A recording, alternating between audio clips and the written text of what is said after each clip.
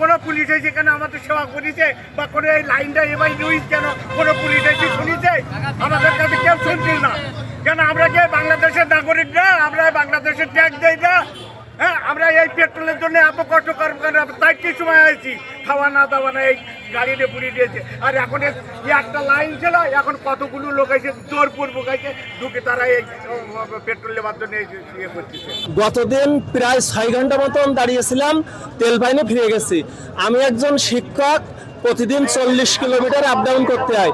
দৈনিক আমার একটা তেলের প্রয়োজন, কিন্তু স্কুল টাইমে আমি তো লাইন দিতে পারি না, এজন্য তেলের খুবই সংকটে আছি। এখন যেভাবে বিশৃঙ্খলা, মানুষের চাপাচাপি ঠেলাঠেলি আছে, এখন তেল নেওয়া খুব কষ্টকর। জরুরি সেবায় কাজ করেন তাদের জন্য হচ্ছে নির্ধারিত আলাদা লাইন করা রয়েছে। তো সাতক্ষীরা যারা সংবাদকর্মী রয়েছে, যারা মাঠ পর্যায়ে কাজ করে, তারা গত 3 দিনে আসলে বিভিন্ন পেট্রোল পাম্পে গিয়ে আসলে সাংবাদিক এবং যারা জরুরি সেবায় নিয়োজিত তাদের জন্য নির্ধারিত লাইনে গিয়ে তেল পায়নি। তো আজকে প্রায় হচ্ছে কালকে এবং আজকে থেকে হচ্ছে আমরা এখনো রয়েছি এবং তেলের জন্য অপেক্ষায়। কিছুক্ষণ আগে গাড়ি ঢুকলো, আমরা আসলে তেলের অপেক্ষায় রয়েছি এখনো পর্যন্ত। এখন তেল পাবো কিনা বলতে পারছি না, যদি তেল না পাই আবার বাসায় ফিরে যেতে হবে।